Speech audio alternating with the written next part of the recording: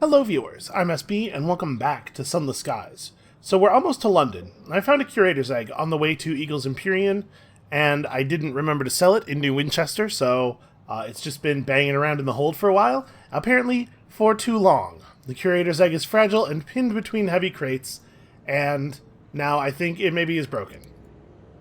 So what happens when you break a curator's egg? Okay, you get a vision of the heavens, I guess. The egg is fractured, but still in one piece. You crack away some fragments of shell to create a hole big enough to peer inside. Many eyes stare back at you. They are clustered like frog spawn, glassy and dead. The same image is captured in each pupil, vast figures with leathery wings and rodentine faces hunched together. The creatures' expressions are solemn and purposeful, the sort worn by politicians and diplomats. They seem absorbed by noble endeavors and matters of great importance. And curator's eggs do not always contain the same thing. That's interesting. You know, we're so far past caring about money. I think if we find more curator's eggs, we'll just keep them in the hold until they break and see if anything interesting comes out of them. A vision of the heavens is not a terrible thing to have. Oh, hey. Alright, well, apparently we're just, like, getting right into it here. Here's what I think of you. That's a pretty large amount of damage to start the encounter. No. Okay, ooh. I don't think we've ever gotten to anything actually valuable from one of these, have we? And it's gonna tell us that we could get some stained glass, and then I'm gonna try to get the stained glass, and then I'm gonna fail the roll, or get a partial success, and then we're gonna lose crew. It's pretty much what has happened every single time we've managed to kill one of these things. Okay, we got it. This weapon is really, really good. While we were at Pan, I thought about picking up the Golganusa. Yeah, let's attempt to gain panes of stained glass. I guess let's find random treasures instead, because we don't really need the money from selling the stained glass. Okay, nothing new. Just weapons. Yeah, I thought about picking up the Golganusa, especially since it is apparently such a powerful weapon that we could have used it to kill the thing that came out of the Tower of Chimes. But you have to install it in a heavy slot, and I really, really like this heavy weapon that we have now. And our fighting style, our current fighting style, is very much based on the ability to shoot at something extremely accurately from a very great distance, and with all the homing and everything. So I think we're going to stick with the weapons we have now. I feel like we've used a very small number of weapons in total over the course of the game. But we are headed back to London to pick up our signalman, and then from there, it's time for the Blue Kingdom, I think. I'm a little nervous about it. I'm also apparently like weirdly discombobulated, having an extremely hard time expressing my thoughts for some reason. Too much time out in space, man. The starlight's got me all addled. So obviously I had to swing through Eagle's Empyrean on the way out of Eleutheria, and I was thinking about that a little bit, and thinking about the liberation of night. I did not end up looking up anything. I thought about doing a little bit of research on the liberation of night, and then I decided I didn't want to like accidentally come to know something I was not yet ready to know, even though that basically is a description of everything that has happened to Sister Patel since she took over this train. But I have been thinking about the liberation of night and the Calendar Council and the Unclear Bomb and the Empyrean, and I'm not 100% clear on what the sides are exactly. The Crown, I don't think the Crown wants to extinguish the stars entirely. The Crown wanted to kill the son of Albion, I think for dominance reasons. You know how British society has been when they find a new place to be, just like world history. But you know, they did then build their own sun to take over. So I'm still not 100% sure, like, what the goal of the liberation of night is.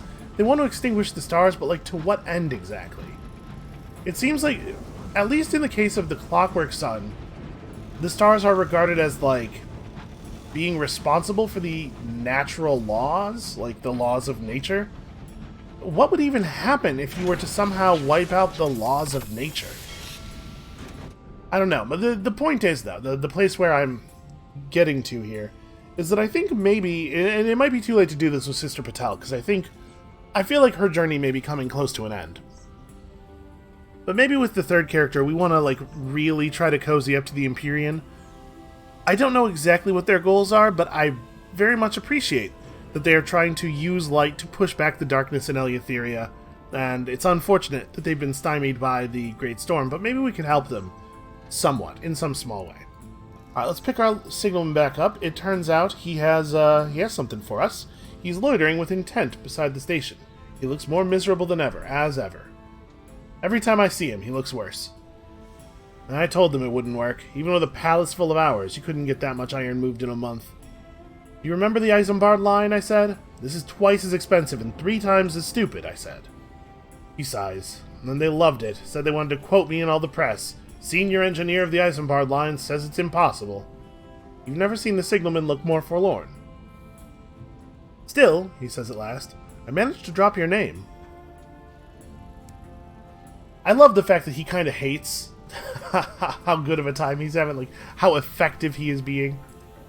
Alright, so we're going to pick up the signalman. It turns out, I was educated by a couple of people in the comments of the last episode, that the problem here is that I have to take him to one of the other platforms around London.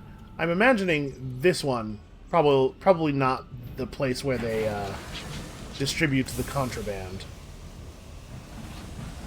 It used to be the case that you would continue his plotline by taking him to the main dock in London, but they moved the thing he needs to do off to the Ministry platform. So hopefully we can make some kind of progress here. Hopefully we will not have to drop him off and come back in like 2 weeks or something again. Now we got ourselves another cryptic benefactor, which is honestly pretty whatever. I don't think we have any use for any more of those. We're probably not going to make use of all the ones we had.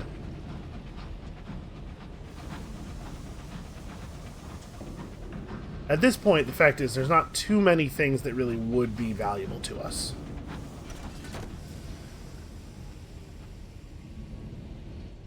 Alright, let's have a look here. In search of the quixotic squire. The quixotic squire inherited his family's wealth, doubled it by founding Port Avon, then squandered it all on a folly, the Isambard line. I don't know, it seems to have worked out pretty well for some of us. The signalman has found the squire's family home, but it has passed to another, also struggling, aristocratic household. The gutters leak, the windows are cracked. Perhaps they know the squire's fate, but the signalman is uncomfortable talking to nobility. When you knock, a bleary baronet answers. No butler. Times are hard.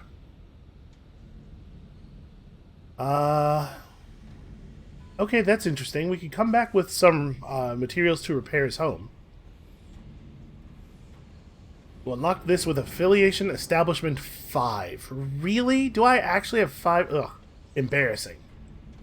George, is that you? You have extensive society connections, and the baronet, it seems, is one. You should be able to get the information out of him with only a conversation's worth of gossip. Well, we certainly have plenty of gossip. He shows you into his shabby parlor. The felt on the chairs is worn bare, and the cups are cracked. You politely fail to notice and steer conversation to the squire. The baronet bought the house following the squire's bankruptcy. The squire's wife fell ill around the same time, and the squire retired to care for her during her last days. They retreated to the last of the squire's holdings, a modest residence in Port Avon. The signalman seemed surprised. He weren't much of a husband. He said he was in love with the Reach, and that's why you were putting a ring around it. That's kind of clever. Okay, Port Avon, I mean, we have to go through the Reach to get back to, or to get to the Blue Kingdom anyway. And in fact, Port Avon's not really out of the way, because we have to go right past New Winchester, right? So hey, it turns out some things actually are lining up. But now we have the question of whether we want to pursue that thing with the, boy, like I said, discombobulated. The spiky guys, you know, them old spiky boys. I think maybe that's a third character kind of problem. We have some momentum now. Let's pursue. Let's continue moving forward. So I don't think we have anything else that we really want to do in Albion then. Yeah, I think we can just bounce for what is maybe the last time. I mean, if the Unseen Queen is with us on the train, there's no reason we would have to come back here for the ambition. I will say, like, we're definitely dealing with things that are outside of our understanding in a way that makes me pretty nervous.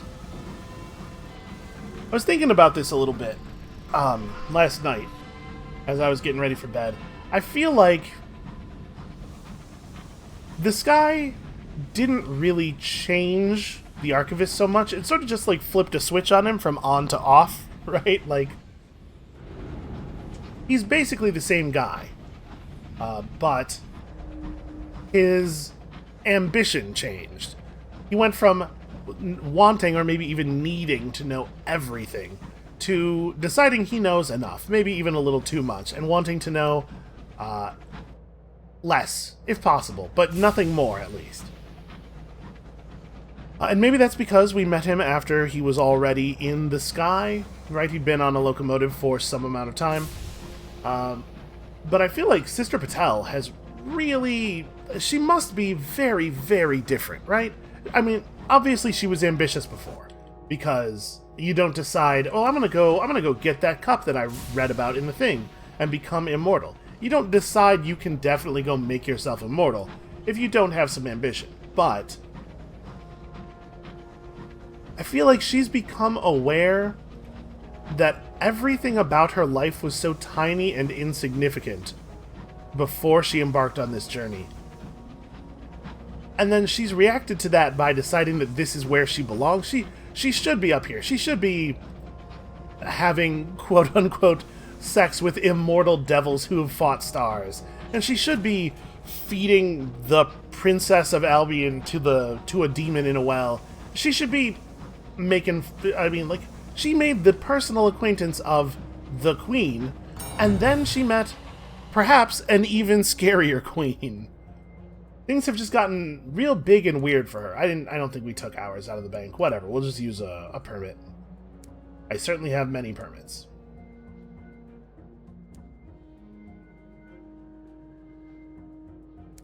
So, you know, I think at some point, at the beginning of our journey, the idea of actually finding the cup was maybe sort of a desperate lark. She obviously wasn't satisfied with things as they were. And, I mean, as someone who was born pretty poor, I get that. That sort of seeps into the very core of your being in a way that it's really hard to dig out.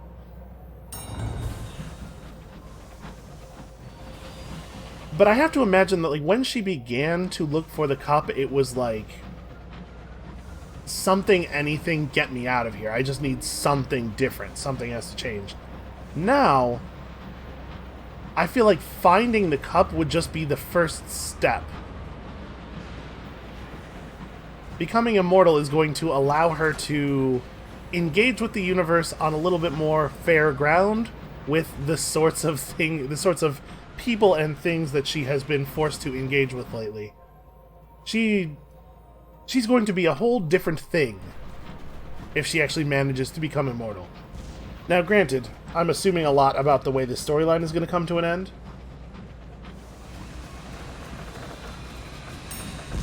I think we are just not going to get involved here. That said, these guys certainly seem to think we're involved. Almost going out of their way to miss the tackety. Yeah, like that dreadnought is obviously not even shooting at him. Look at the way the gun's pointed. The fact is, our train is so powerful now that I don't even really care. We should probably swing past whatever this is. Yeah, we'll just take a repair at New Winchester. The repairs are starting to get really expensive. I think I paid like 230 sovereigns for a repair at Eagle's Empyrean. But all of it doesn't matter anymore. Once upon a time, like the idea of the amounts of money we're talking about would have really meant something to Sister Patel. Now, the whole concept of money is like completely irrelevant.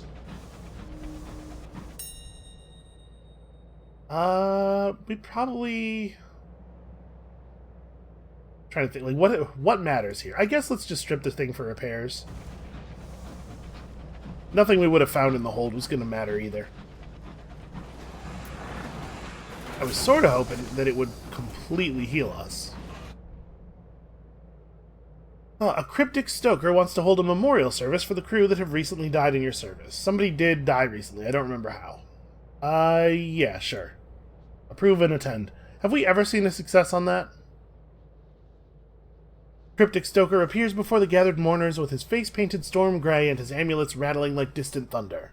He speaks of a storm that remembers, his voice reeling between a croaking approximation of an old woman's voice, a shrill mockery of a child's, a drawling attempt at a high society patriarch. The crew seem unconvinced by the outlandish ceremony, feeling a little bit personally targeted by that description. Listen, not all of us can be Bear Taffy. But you gotta give me this. I try with the voices. So this is where we're headed, right? The Blue Kingdom Transit Relay. I have no idea what we will need to get through.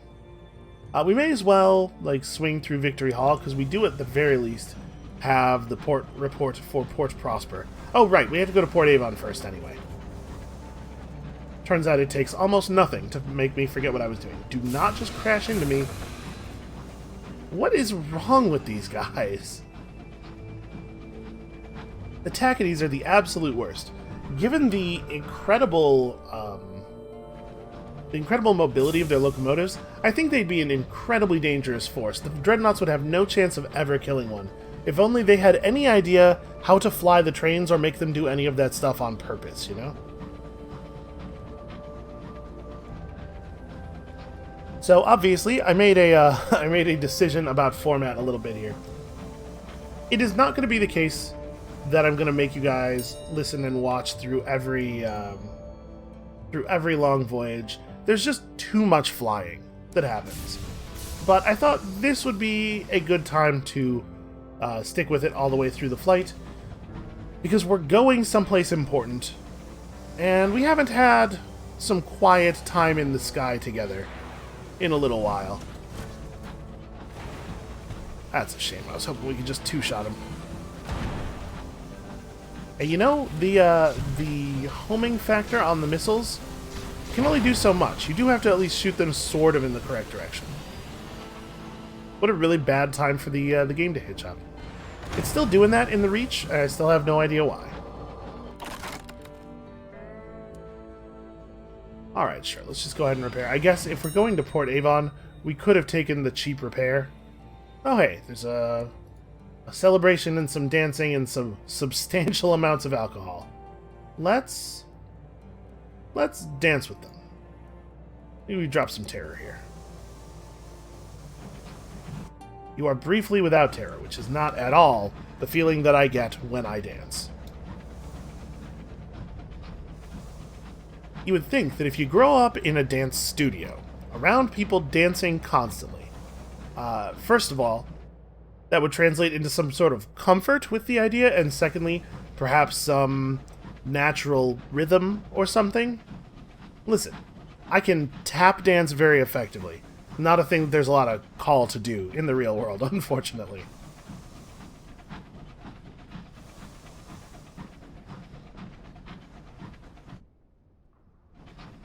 The Reach is huge. It's still huge. Oh, by the way, I did have a look here. Check this out. So we can flip through our maps, right? The Blue Kingdom seems like it's maybe very, very small. So I'm wondering if we might be able to... Oh, I like super zoomed out now. Wonder if we might be able to actually chart it out pretty quickly. And then when we pass our charts down, you know, when we move on to the third character, we'll just know everything. I don't know exactly how involved the truth ambition is going to be, but I suspect we'll accomplish it quite a bit faster than we did this one even. And I think this one was quite a bit faster than the Fame ambition. Although, now I'm saying that, I realize I have no idea how many episodes I spent on either of them. Were these ruins beautiful once, or were they always unsettling and eerie? I think that question has a sort of a false dichotomy in it. You know, to be perfectly honest, I think I feel like a lot of things that are beautiful are also unsettling.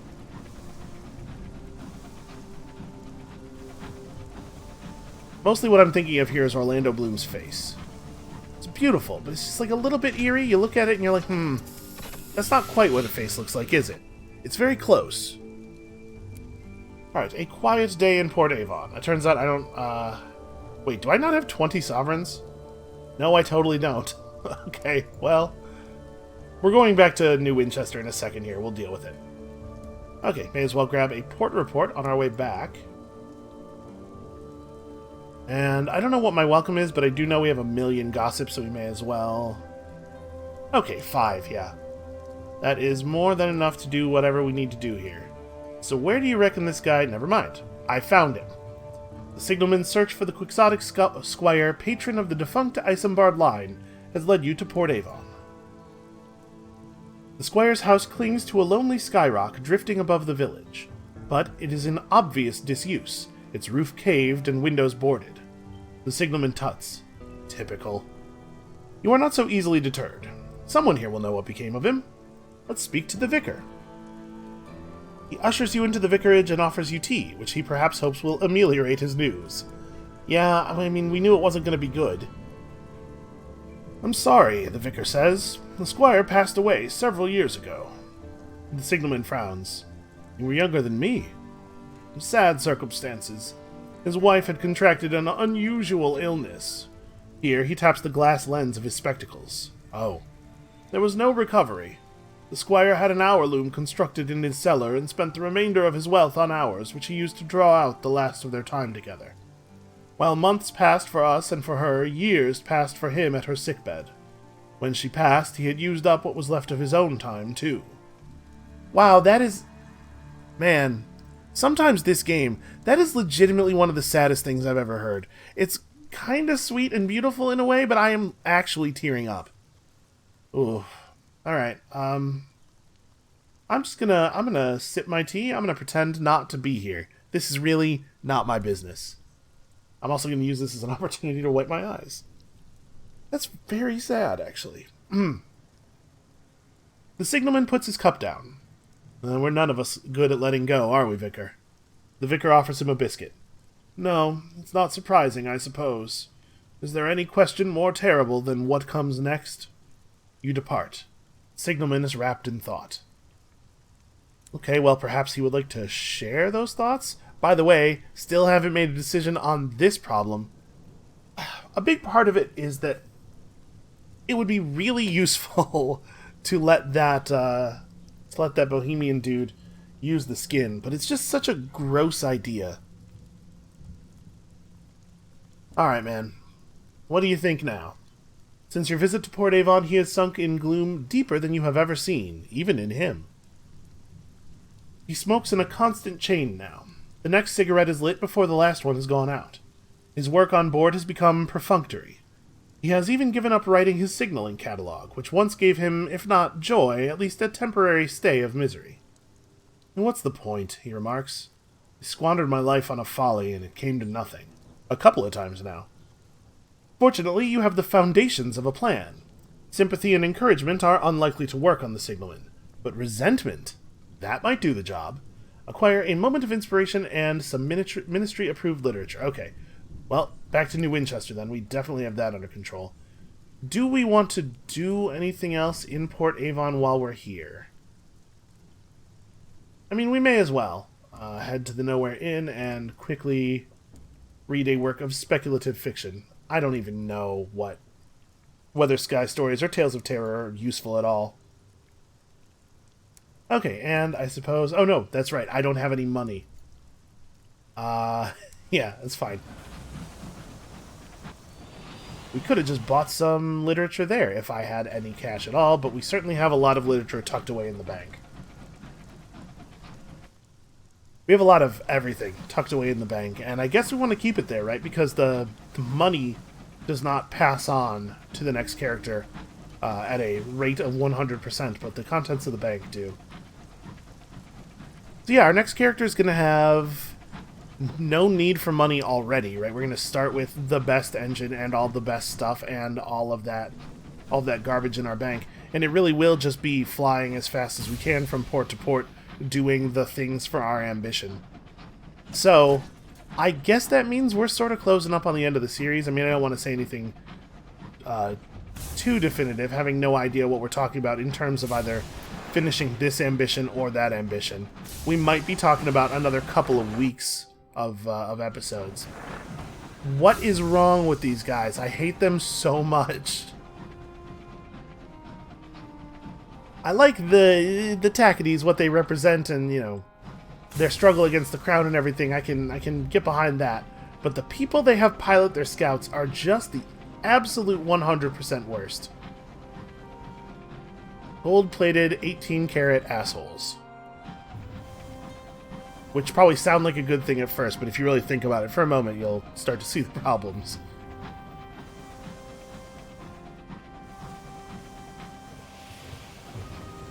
Well, I've just done a... Oh, no, never mind. I was going to say I've just done a terrible job of parking in this thing, but close enough. Close enough is good enough. Alright, we're like 25 minutes into this episode. We are definitely actually making it to the Blue Kingdom. Unless, I suppose it's possible we're going to make it to the relay and then find out that we can't cross. And if that happens, I will probably figure it out off camera and tack on to the end of the episode, us making it to the Blue Kingdom. Because let's be honest, you've all waited long enough.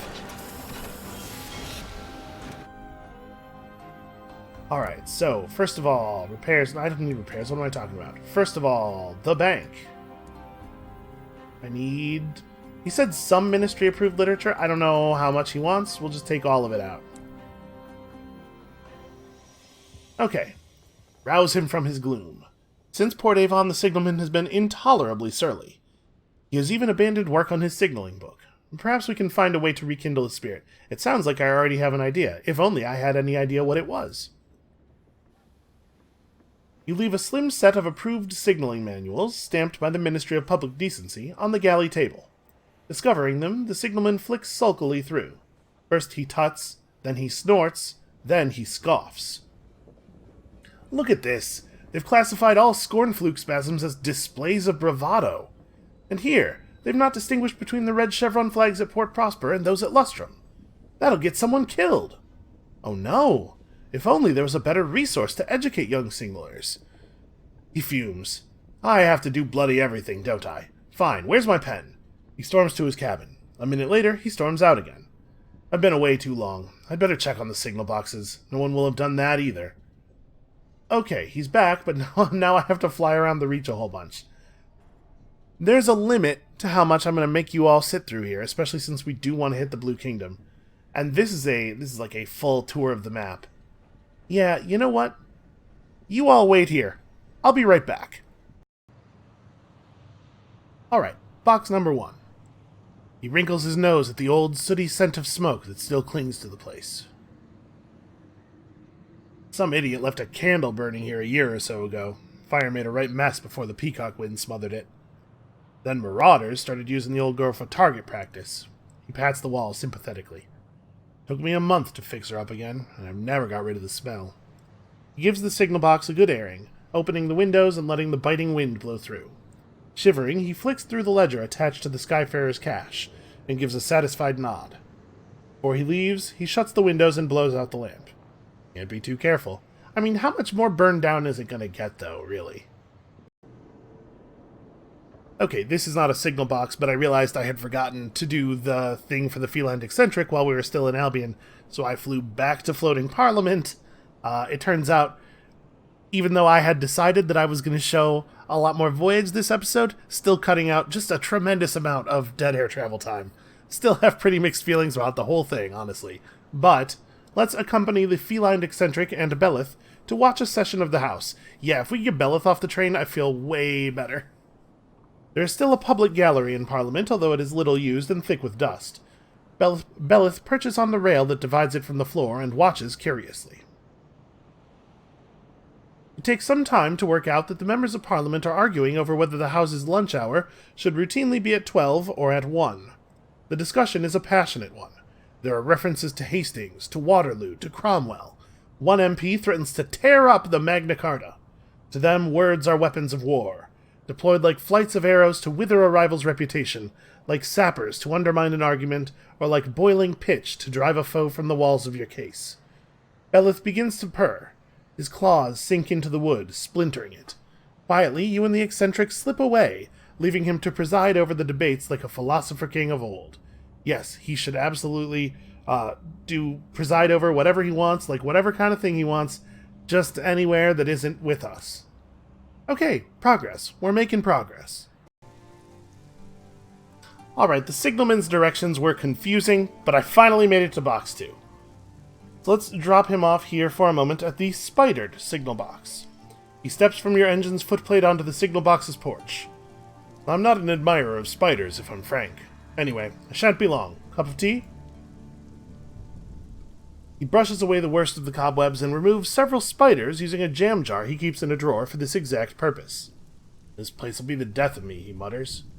He brews you a cup of tea in a battered old kettle on a battered old stove.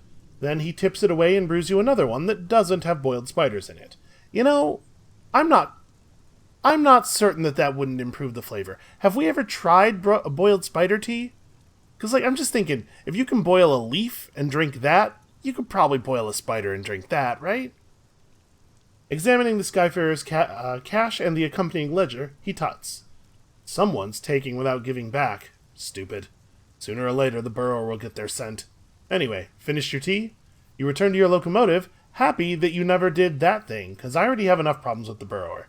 Actually, though, given that we're almost always at maximum anger with the burrower because she hates it when we move from region to region, I guess we could have just robbed all of the signal boxes with no additional ill effect, huh?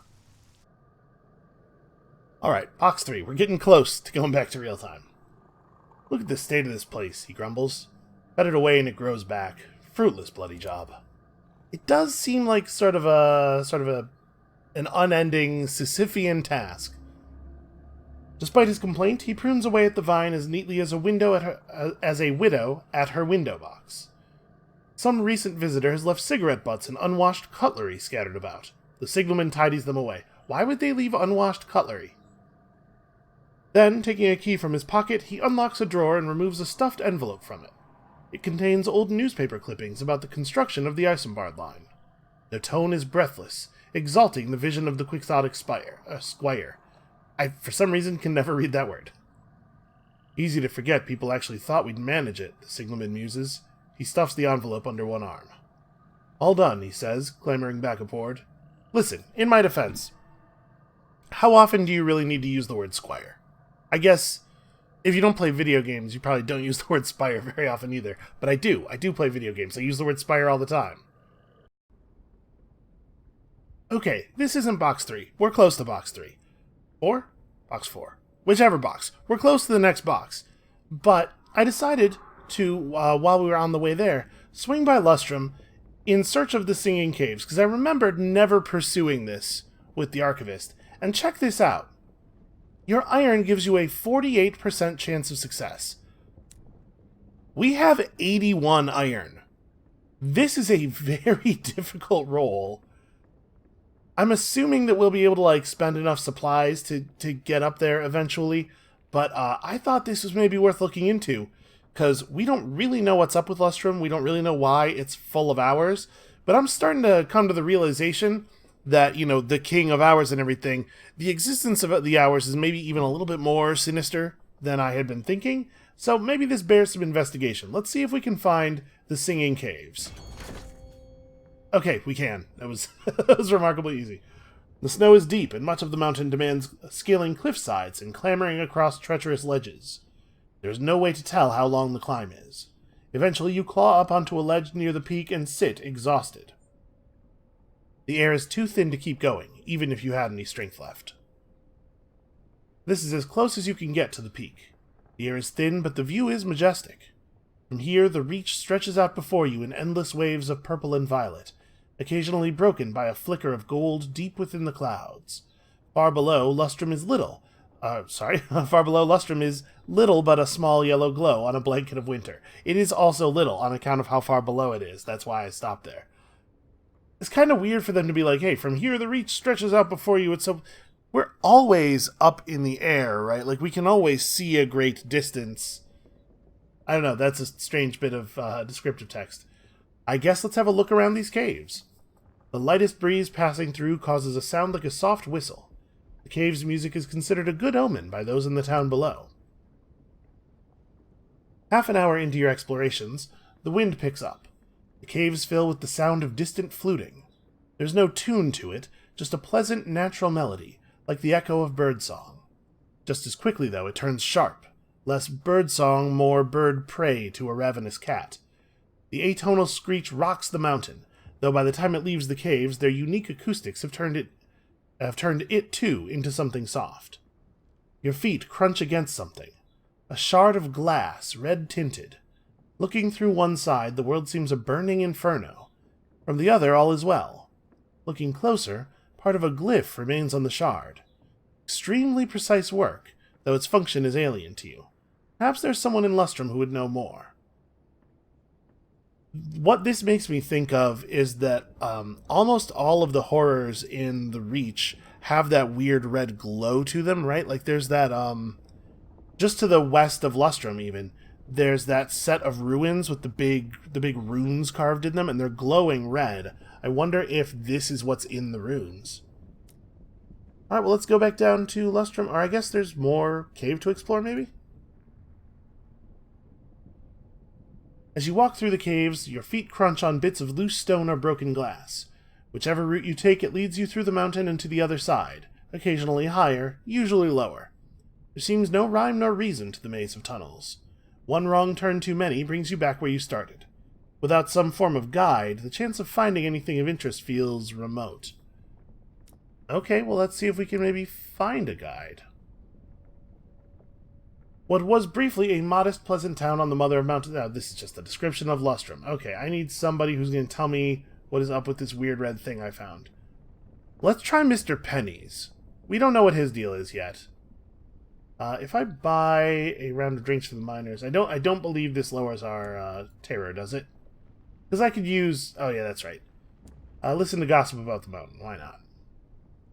Okay, yeah, he's just telling us how to find a good claim. I just would like some terror reduction is all. Alright, Mr. Pennies. Talk to him. Nope, nothing new. Well, the text basically explicitly told us that there would be someone in Lustrum who knows what's up. Maybe Melusine Murgatrod? Let's have a little chat with her about our ambiguous shard. Here we go. She's the only one in town who might have an idea about it, we've decided. Is that what I think? Oh, of course it is. Where did you find it? On the mountain? Melusine rushes to her workbench, rummaging for tools. You know what it is?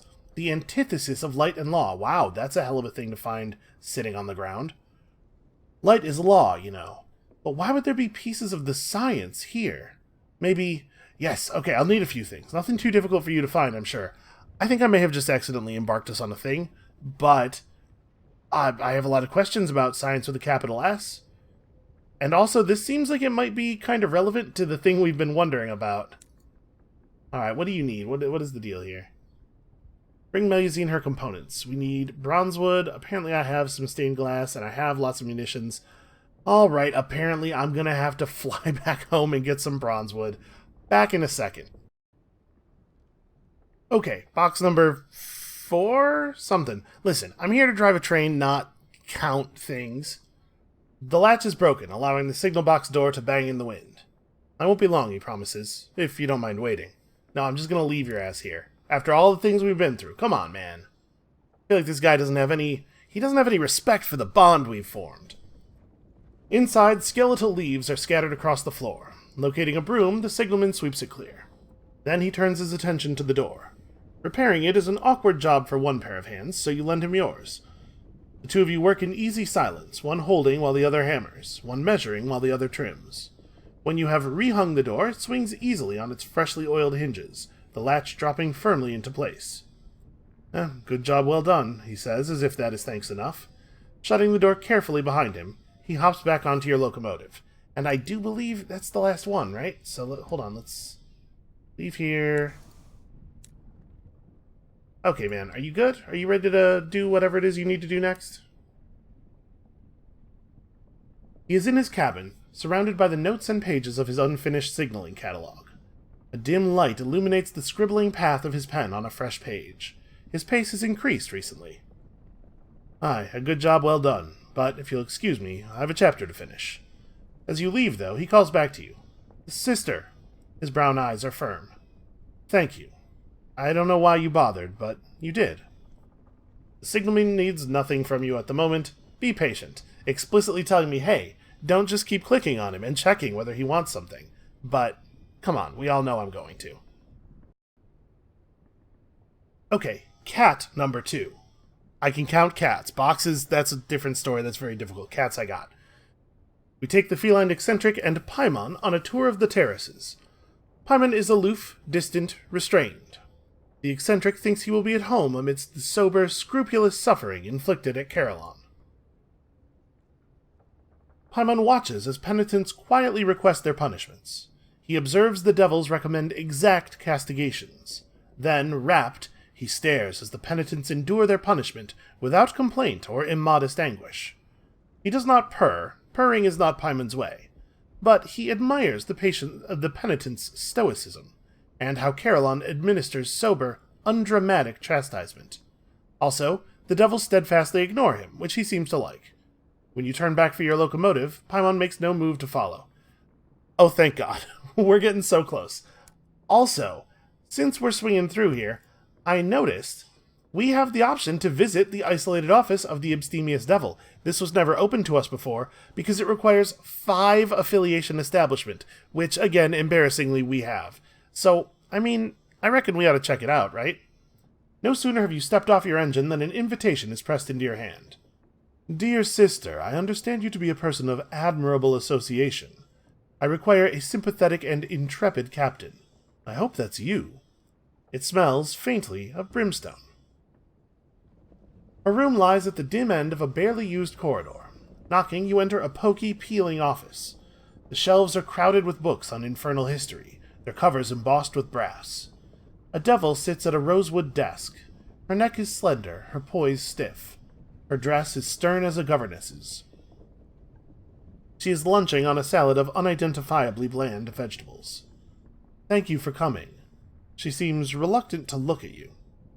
I have forsaken the interests of my kind, and the activities here are a continual temptation. I hope to book passage to the Well of the Wolf, spend the rest of my time in austere service.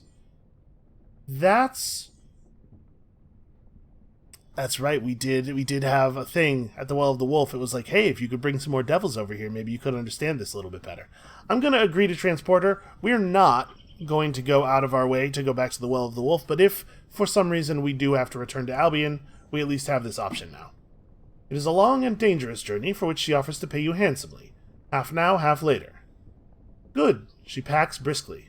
A single change of scratchy-looking wool clothes, a large bar of carbolic soap, and 1 book. As she climbs the steps to your engine, one of Carillon's infernal attendants watches her leave. Pity, he remarks to you. She was a devil's devil once.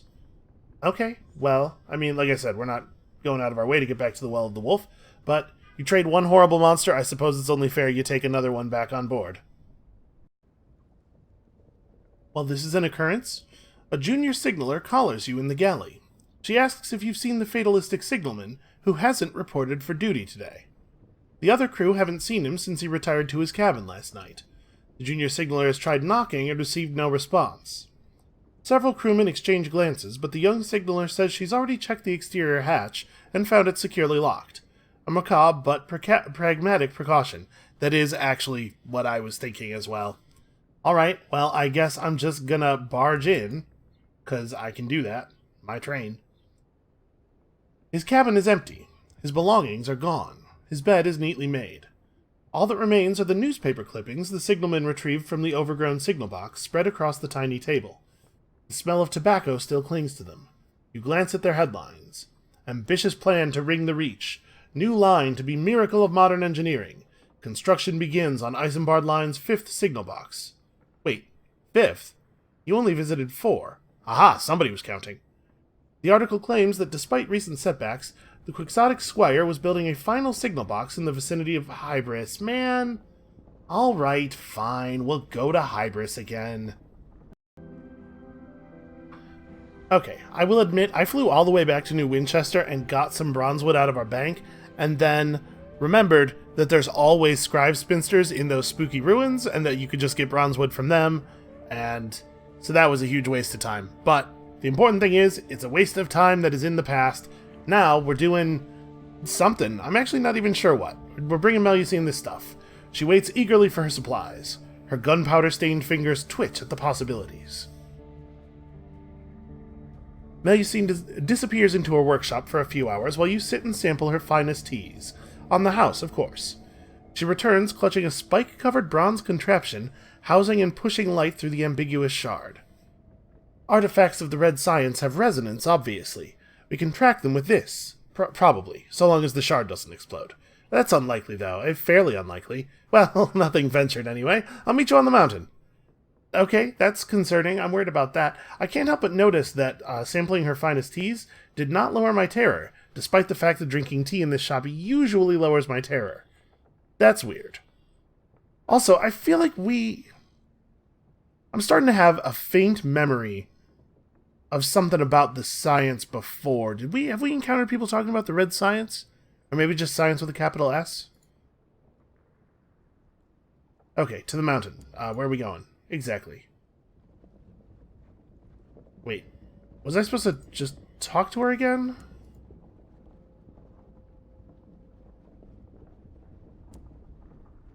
Will she let me look at her invention now? No, she still will not. She's still very busy. Okay. Hold on a second. She did say just like... Yeah, I'll meet you on the mountain. Do I have to climb up to find the singing caves again, maybe? Yeah, that's my guess. Alright, well, I think we can probably pull that off. Maybe. Some of the time we can pull that off. Like right now. Okay, that's not new text. Explore the singing caves with Melusine. A small pedal-powered flying machine cools off behind her. Certainly a faster way to ascend the mountain, probably not a safer one. I do still feel like she could have offered us a ride. Some of these caves appear natural, winding with no apparent destination or design. Others appear hand-carved, albeit with deep slashes, which suggest that those hands came with extremely unpleasant claws. Melusine follows close behind you, carrying a purple-flamed hour-harker's lamp, along with the little bronze device containing the ambiguous shard. She swings it around in the air. In response, it occasionally makes a click sound. These caves descend deep into the Mother of Mountains. The occasional breath of wind from outside echoes as light whistling. Your stride booms like a drumbeat. Melusine's awkward footsteps are practically a whole percussion section. Light pours through a crack in the wall. Your skin crawls at its touch. Looking down, you pull away at once. The writhing ceases. The crack opens onto a large cavern where the world has been torn open. The wound casts the light, and the walls writhe at its touch. You lead the way, slipping through quietly. Melusine follows close behind, silencing the hum of her strange device. Shriveled creatures hang from the ceiling in tattered cloaks and cradles of iron and bronze. Polished mirrors and glass lenses arranged around the bright light focus I'm just going to try that again. Polished mirrors and glass lenses arranged around the bright light focus concentrated beams on each of the creatures. It'd be easier if I just looked all the way ahead to the end of the sentence and then started reading it, which is definitely not what I'm buying time for myself to do right now. They twitch occasionally, but are otherwise immobile. Another of their kind, the one the people of Lustrum call Mr. Pennies, moves between them in awkward, jolting steps. It salts their lips with ours and shuffles on. The light flickers just for a moment, but apparently a moment too long.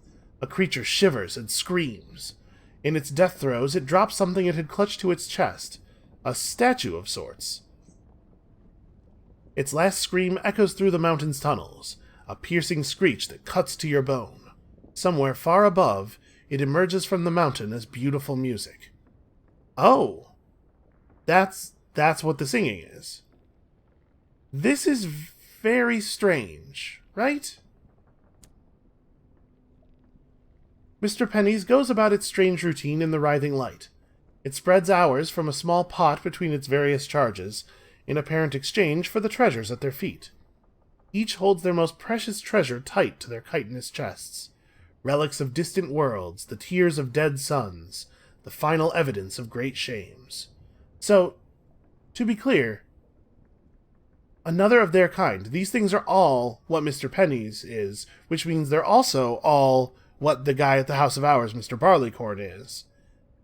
He seems pretty desperate to know about others of his kind. I think he probably would like to know about this. We could more clearly examine the wound in space. It is unclear if the array of bronze and glass is causing it or merely channeling its light. Pennies is far enough away, you could get a closer look. Or we could just bail. We could sabotage the array, which seems a little premature to me. We don't have any idea what's happening here. Or we could make our presence known. Mr. Penny seemed amiable enough in Lustrum, but that doesn't necessarily mean he would be so here. Clearly, he's taken great pains to keep this place secret. Let's take a closer look. I think the light is keeping those creatures alive, whispers Melusine. Remember what I said? Light is law. Usually. The science is... It lets you rewrite the rules. All of them, even death. But look, I don't think it's working. Maybe something's gone wrong. Maybe it never worked properly. Wish I could play with it. The science of treason. Well, we could ask Mr. Pennies if you could play with it. This is a very strange thing.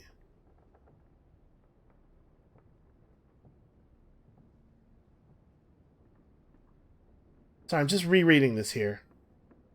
So the light is the only thing keeping them alive. If the light flickers, they die. So it's like it's holding them suspended like a moment before their death, or maybe in the moment of their death. Because that's a thing that we've heard about. Forever dying but never dead. I'm going to make our presence known. Mr. Pennies is going to have a reaction, and that's going to be difficult to predict, but I don't think it's going to be immediately murdering us. Melusine slips on a pebble. Blast it, she snaps, before realizing. The monster that was Mr. Pennies moves too fast to see clearly. Scabbed bat wings unfurl. Its cloak falls back to reveal all you register as teeth, fury, and torn velvet. You back away, twist to run. A trophy underfoot sends you stumbling. Head meets ground. Blackness. When you wake, along with the surprise of waking up at all, you realize your bleeding head has been bandaged, and someone has sat you as comfortably as possible against the cave walls. Looking around, Melusine is peering at the light array. Mr. Pennies has resumed tending to its charges. Occasionally, she turns to ask it questions that are clearly beyond its knowledge. Okay, so that worked out. Is he a curator? Are they all curators? Is that what... I mean, I guess that makes sense, right? With the face we can see here. It makes enough sense that I kind of feel stupid for not having thought of it. Okay. Not new text. Let's... yeah, let's start by stealing. Again, 60% chance of success. Our Veils is very high. This is definitely not something you're supposed to do, or you're supposed to be able to do early in the game. Let's talk to Mr. Pennies. I just want to make sure that we're 100% cool here on account of the thing that just happened. It busies himself with work, watching you suspiciously, and Melusine with the look of a china shop owner witnessing the arrival of a particularly large bull. Yeah, I imagine he would be very cross if she were to screw with the array. Our kind lives long. Much time for mistakes. Blessed place on chain. Means mistakes can be mighty. Mr. Pennies salts its own monstrous lips with ours. These, the oldest of us, oldest, not willing to die, come here to prolong life. Too much to fear from the darkness, the stories, things on the river with chains and thorns. They choose agony of torpor over chance of consequences. This one did things too. Now sworn to protect elders. Penance. Maybe one day can find forgiveness. Until then, must stay and watch. Yeah, and they all have the treasures, right. They're absolutely all curators. Well, let's ask about the treasures. I'm curious now. They clutch some tight. Others sit discarded on the floor under their heads. Most important memory of life. Will only let go after final breath. Smaller ones, they not matter so much. Sell for hours in town. Hours keep flames of life glowing a while. Not burning, not enough wick for fire, not any more. But enough for existence. Enough to keep holding on. That's why he's always buying hours. That's what he does with them all. Okay, hey Melusine, how you doing? You're not touching anything, right? Oh, so if that light is that glyph. She glances up. I could study this for a lifetime and not understand how it all works. I mean, I'm not going to. Not much use having immortality if it means sitting around in a cave forever. Also, it's cold. Still, I wonder if old Pennies would mind if I came back here later. I could bring my coat and my clarinet. The acoustics in here are incredible. Okay, well, she seems to be pretty happy. I am not going to steal anything. It seems unwise, right? And, like, what would we get?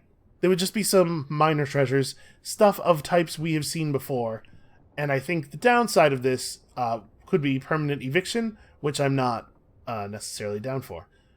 I am not interested in sabotaging the array. I don't see a reason to do that, so I guess we could just leave.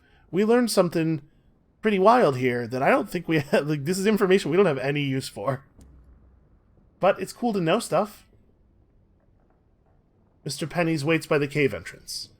You not tell people below, yes? Please? Yeah, I mean, the people of Lustrum could do a lot with this treasure. I guess is true, but it's not theirs, so... Even if we were going to tell people, we would obviously agree to keep his secret. With thanks, Mr. Pennies croaks. It looks around for the nearest suitable gift, the still warm treasure dropped by its most recent failure. It presses it into your hands. Go without me, calls Melusine. I'll find my own way back later. Mr. Pennies shrugs with apparent ambivalence as you leave them both to their work. And hey, look, now they can, like, be friends or whatever. Searing Enigma is not a small reward, although obviously we don't exactly need it. Well, not useful, but definitely interesting. Okay, so I'm looking around near Hybris for this other message box, and I found my way back to Faith's Fall, the horror nearby, and it has an interact option. Could we interact with it before? I think we should probably have a look at this. I don't even know what the hell that's supposed to be down below us. What remains of the behemoth's carapace is scarred with sigils. Most are marred and broken, some still holding a sullen, resentful power. Your locomotive is stopped on a broad, flat section of the shell. The few sigils nearby are too cracked to risk much harm. Creature's chitinous shell is as hard as bronze wood. If you could hack off a few sections, you could patch your engine. For some reason, that's a hearts check. Maybe it's because I'm trying to convince the crew to do the hacking rather than doing it myself. Or we could delve deeper into the body.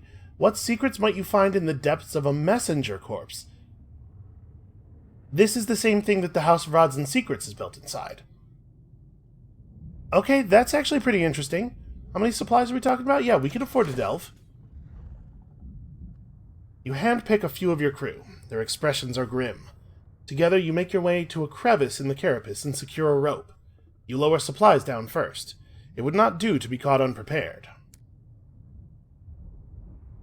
As you climb down, a sickly scent fills your lungs. Sweet and heady and corrupt. You have to pause at the bottom to tie a scarf around your face. Your crew does likewise. Desiccation has created tunnels in the behemoth's corpse. The walls are wizened flesh, stone hard, striated with muscle. This does seem sort of familiar. Maybe we did do this. This is the corpse of a celestial messenger. You have a chart that claims to point the way to its heart. Well, we definitely didn't do that before, because we found this thing really early in the game. We would not have had a chart. Okay, yeah, let's try to do that. After hours of pressing through low-ceiling tunnels, the walls become papery like a wasp's nest. The ground is more rubbery and corded. Muscle. You must be nearing the heart. You squeeze through a cranny into an oval-shaped chamber. A stultifying heat presses down. You are in a ventricle of the heart. The heart is clogged with hard, black, cancerous polyps. Each is scored with a sigil of guilt. They have grown in such abundance that the heart is distorted. They've torn a hole in the muscle wall. Is this what killed the behemoth? I mean, yeah, that sounds like a thing that would kill somebody. 15 terror. 68's a little higher than I would like. We're really killing it on the searing enigmas lately, though. Okay, why don't we... This is going to take us down to 1 supply. We're not that far from Polmir and Pennies, right? We can buy supplies there. Okay, 1 more delve.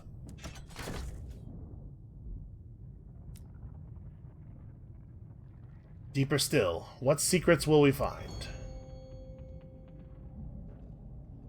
The tunnel widens into a vast chamber. Something must have made its home here once, in the living passages of the behemoth. Just by the entrance, there is a collection of tools the color of amber. The pile is pinned down by flesh long collapsed from the roof above. Further off, the room has been riven in 2. Your route is blocked by a yawning crevasse. Your rope will not reach even halfway across, but you could climb down. Well...